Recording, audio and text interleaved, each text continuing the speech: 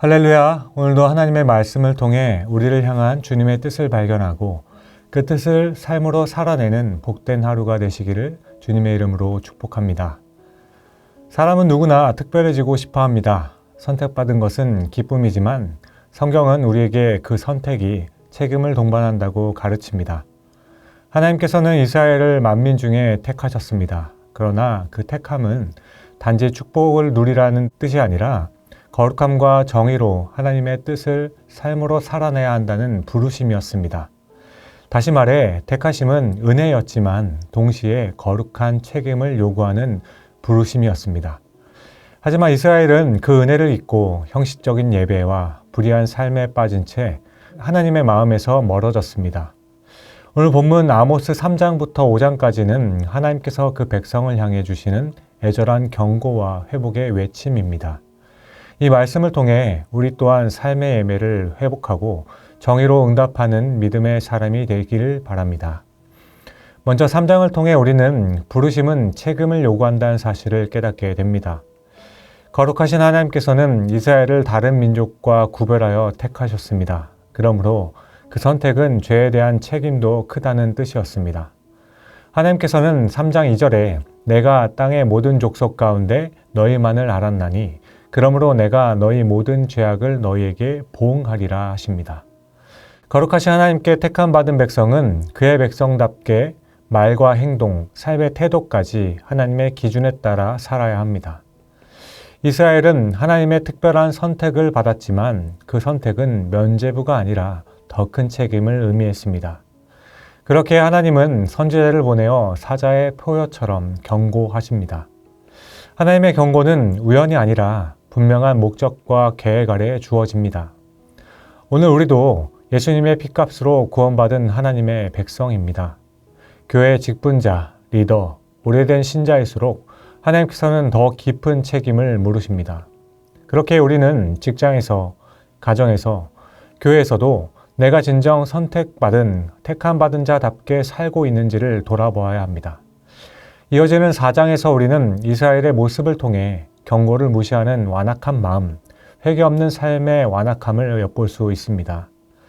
이스라엘은 하나님께서 보내신 재앙들을 통해 회개할 기회를 여러 번 받았습니다. 기근, 가문, 병충해, 전쟁까지도 이 모든 것은 회복을 위한 하나님의 경고, 돌이키라라는 하나님의 채찍이었습니다. 그렇게 하나님께서는 이스라엘을 향해 반복해서 기회를 주셨습니다. 그러나 오늘 본문에 보면 반복되는 말씀이 있죠. 6절과 8절, 그리고 9절과 10절, 그리고 11절까지. 그러나 너희가 내게로 돌아오지 아니하였느니라. 그러자 결국 하나님께서는 경고하십니다. 12절입니다. 그러므로 이스라엘아 내가 이와 같이 내게 행하리라. 내가 이것을 내게 행하리니 이스라엘아 내 하나님 만나기를 준비하라. 사랑하는 성도 여러분, 우리도 삶에서 반복되는 경고를 경험합니다. 건강의 위기, 관계의 갈등, 내면의 불안, 이 모든 상황 속에서 하나님의 음성을 듣는 사람이 되어야 합니다. 지금 나에게 반복되고 있는 하나님의 메시지는 무엇입니까? 끝으로 5장을 통해 우리는 살아있는 예배는 정의로 흐른다는 것을 깨닫게 됩니다. 형식이 아닌 정의의 예배가 무엇일까? 아모스 5장은 깊은 회개의 부름을 말합니다. 하나님께서는 5장 4절에 이렇게 말씀하십니다. 여호와께서 이스라엘 족속에게 이와 같이 말씀하시기를 너희는 나를 찾으라 그리하면 살리라. 나를 찾으라 그리하면 살리라. 그러나 이 찾음은 단순한 형식적인 예배가 아닙니다. 다시 말해 단순한 예배의 참석이나 제사, 헌물 자체를 원하시지 않으신다는 말씀이죠. 이렇게 22절부터 24절은 이렇게 말씀하십니다. 너희가 내게 번제나 소제를 드릴지라도 내가 받지 아니할 것이요 너희의 살찐 희생의 화목제도 내가 돌아보지 아니하리라. 내 노랫소리를 내 앞에서 그칠지어다 내 비파소리도 내가 듣지 아니하리라. 오직 정의를 물같이 공의를 마르지 않는 강같이 흐르게 할지어다. 오직 정의를 물같이 공의를 마르지 않는 강같이 흐르게 할지어다. 그러니까 하나님께서는 삶에서 나타나는 공의와 정의, 이웃을 사랑하는 진정성 있는 행동을 예배로 받으신다는 말씀입니다. 하나님께서는 예배당에서의 그 고백이 삶 속에서의 정의와 정직, 이웃사랑으로 이어지기를 원하신다는 말씀이죠. 예배는 주일 아침 1시간만 드리는 것이 아닙니다. 주일로부터 시작되어서 월요일로부터 토요일까지 이르는 삶으로 이어지는 삶의 예배여야 합니다.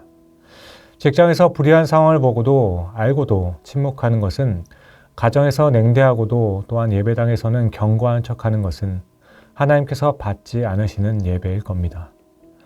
사랑하는 성도님 여러분, 오늘 함께 보신 아모스의 말씀은 하나님께 드리는 진짜 예배에 대해 말씀합니다. 그렇게 하나님의 외침에 우리는 어떻게 응답할 것인지를 생각해 보게 됩니다. 아모스 3장부터 5장은 경고의 메시지이지만 그 안에 하나님의 간절한 사랑과 회복의 소망이 담겨 있습니다. 하나님은 지금도 말씀하십니다. 돌아오라. 내가 너희를 회복하겠다. 하나님께서는 우리를 사랑하시기에 심판하시기 전에 경고하시는 것입니다. 하나님께서는 우리가 돌이키기를 원하시고 회복하기를 바라십니다. 우리는 그 부르심에 응답하여 진심으로 하나님을 찾고 삶의 중심을 돌이켜야 할 것입니다. 그러나 하나님의 이 선택은 책임을 부르며 예배는 삶으로 응답되어야 진정한 예배가 될 줄로 믿습니다. 오늘도 삶으로 드리는 예배자, 정의로 응답하는 믿음의 사람으로 우리를 불러주신 주님의 음성에 응답하기를 간절히 소망합니다. 그럼 우리 사랑하는 성도님 여러분, 말씀 속에 깨어있다는 말씀은 어떤 뜻일까요? 아마도 하나님의 음성에 민감한 상태, 그 말씀에 바로 반응할 수 있는 상태가 아닐까 싶습니다. 따라서 오늘도 말씀을 읽고 통독하며 마음속에 이런 질문을 해보았으면 좋겠습니다. 직장이나 사업장에서 내게 유리한 일이지만 정직하지 않은 선택 앞에서 하나님 앞에 서 있는 사람으로서 바른 판단을 내리고 있는 것인가? 예배에 참석하면서도 이웃의 고통과 사회의 불의를 외면한 채 내 신앙만 지키려고 하지는 않는가? 하나님께서 반복해서 주시는 삶의 경고들, 건강의 문제, 관계의 단절, 내면의 불안 등을 단순한 그냥 문제로 넘기지 않고 하나님의 음성으로 들으려 하는 믿음의 태도를 가지고 있는가? 이 모든 물음 앞에서 나는 과연 신앙이 삶으로 연결되는 예배자로 살아가는지를 돌아보고 다시 주님의 자녀로서의 삶을 살아낼 수 있기를 주님의 이름으로 간절히 축원드립니다. 기도하겠습니다. 사랑과 인자하심이 풍성하신 하나님 아버지, 오늘 아모스의 말씀을 통해 우리를 향한 하나님의 간절한 마음을 알게 하시니 감사합니다. 또한 우리를 하나님의 백성으로 불러주시고 은혜로 택하여 주심에 감사드립니다. 그러나 그 부르심이 단지 특권만이 아닌 책임이기도 함을 오늘 말씀을 통해 깨닫게 됩니다. 우리의 삶에서 거룩함과 진실함으로 응답하게 하여 주시옵소서. 삶 속에서 주시는 작은 경고의 메시지들, 특히 고난 속에서 민감하게 반응하게 하여 주시고 그 부르심에 돌이켜 회개함으로 주의 뜻을 따르는 겸손한 신앙으로 살아나는 은혜를 누리게 하여 주옵소서. 형식이 갇힌 예배자가 아니라 정의롭고 정직하며 이웃을 돌보는 삶의 예배자로서 우리의 신앙이 말이 아닌 행동으로 예배당뿐만 아니라 삶의 자리에서 가정과 일터, 이웃과 사회 속에서 정직과 사랑, 공의와 자비로 주님을 드러내게 하여 주시옵고 우리의 모든 날이 주께 드려지는 거룩한 제사가 되게 하여 주옵소서. 감사합니다. 이 모든 말씀을 우리의 참된 예배가 되시는 우리 구주 예수 그리스도의 이름으로 기도드립니다. 아멘.